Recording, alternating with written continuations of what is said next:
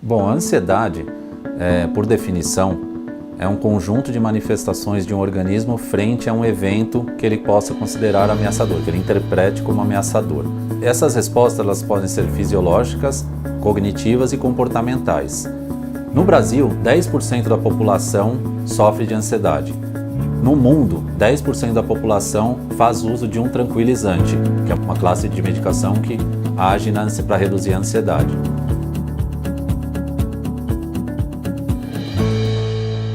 Bom, a ansiedade está presente em quase todos os transtornos psicológicos e psiquiátricos. Você pega a esquizofrenia, tem um componente de ansiedade. O TDAH pode ter um componente de ansiedade. A depressão pode ter componente de ansiedade.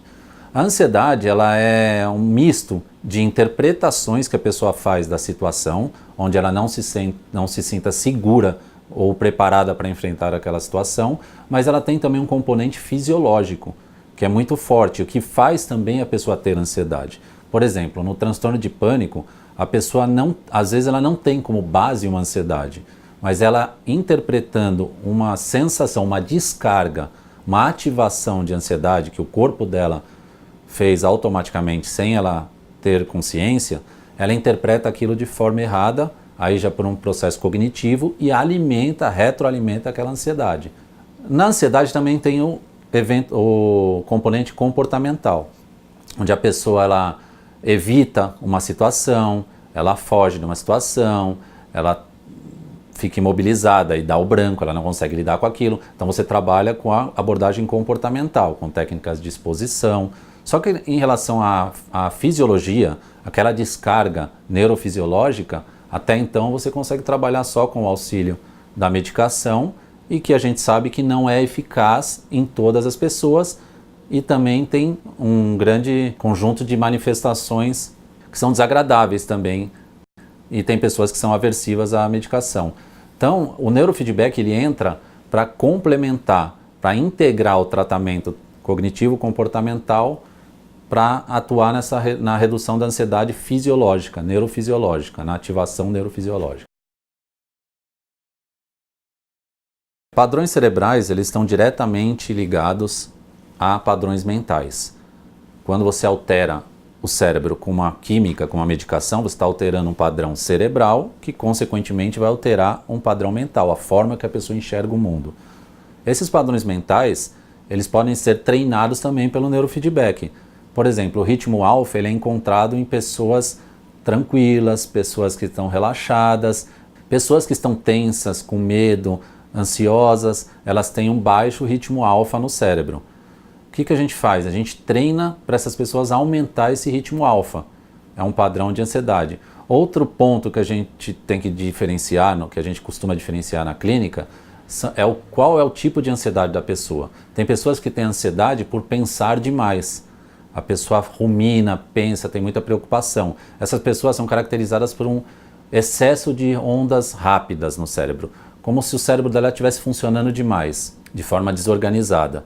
Então, nessas pessoas com padrão de atividade excessiva, a gente treina para inibir essas ondas rápidas e também aumentar essas ondas alfa.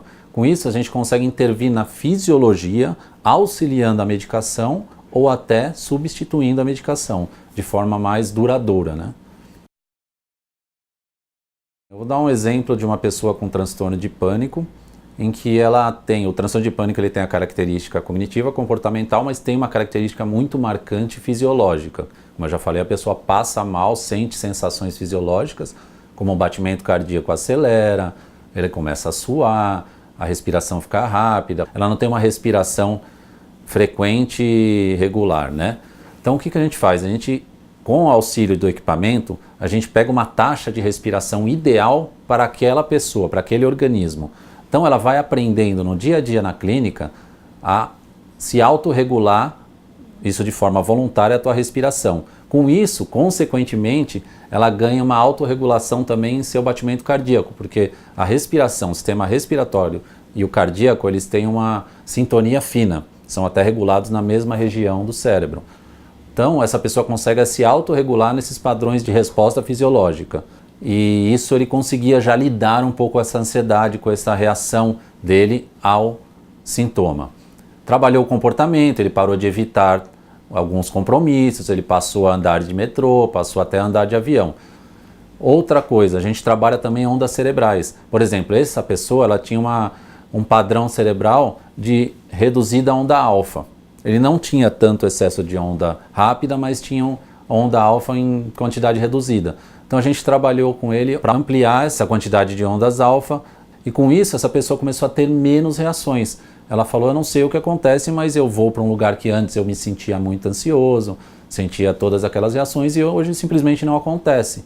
Então ela começou a ter, além de ter um repertório cognitivo e comportamental, ela também teve o reforçamento que era a ausência dessas sensações fisiológicas, dessas respostas fisiológicas da ansiedade. Bom, como é que isso funciona na prática? Você pega, por exemplo, o exemplo que eu dei do paciente com transtorno de pânico. Então a pessoa quer aprender a se autorregular, quer aprender a respirar melhor, a baixar esse nível de ativação de ansiedade dele.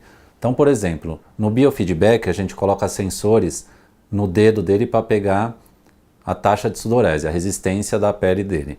Então essa pessoa ela coloca o sensor e ela começa a ver como ela está no momento. Então a gente fala, ó, tá vendo? Você está com uma ativação X, você está se sentindo ansioso? Às vezes ela fala, não, estou ansioso e ela está com uma ativação alta. Às vezes ela fala, estou ansioso e está com uma ativação baixa. Então assim, é a forma que ela percebe o corpo dela.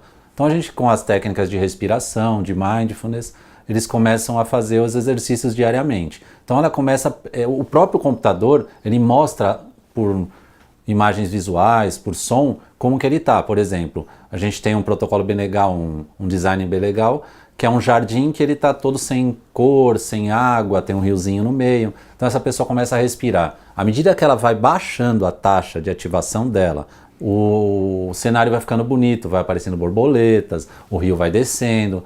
Então ela vai criando uma forma de enxergar a fisiologia dela. E isso fica mais fácil dela mensurar aquilo, de entender como ela está, nomear até e também lidar com aquilo. Agora já no neurofeedback o processo é praticamente o mesmo. Lembrando que é sempre, cada pessoa a gente faz uma avaliação prévia. Então a gente vai enxergar as necessidades dessa pessoa. Tem pessoas que o padrão é mais cognitivo, ela interpreta, mas o cérebro está dando condições dela transformar a cognição dela. Então a gente sempre faz uma avaliação prévia na pessoa. Então essa pessoa que a gente já identificou que tem uma baixa produção de alfa. Então a gente coloca o eletrodo na região que já foi avaliada e ela começa a escutar uma música de olhos fechados. Lembrando que alfa a gente sempre, normalmente, na maioria das vezes, treina de olhos fechados. A pessoa de olho fechado. Então ela está escutando uma música e está escutando uns sininhos. Tim, tim, tim, tim. Cada vez que ela consegue aumentar esse ritmo no cérebro, ela recebe um feedback sonoro e a música, que é o áudio que a gente coloca para ela escutar, também vai aumentando, vai ficando mais nítida.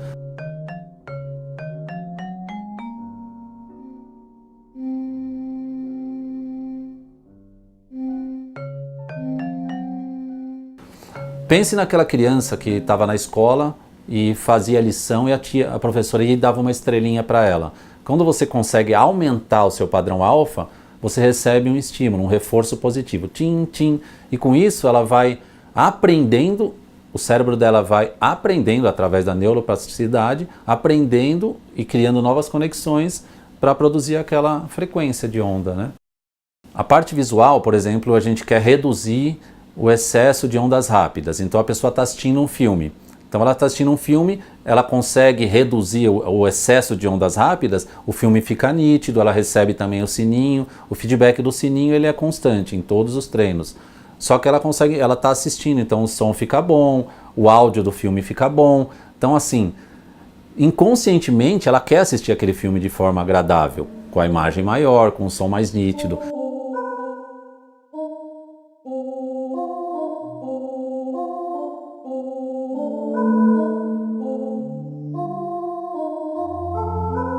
Então ela já começa a trabalhar, além de ela desenvolver recursos conscientemente, o próprio cérebro ele quer o reforço, ele começa a trabalhar em prol daquele estado, né?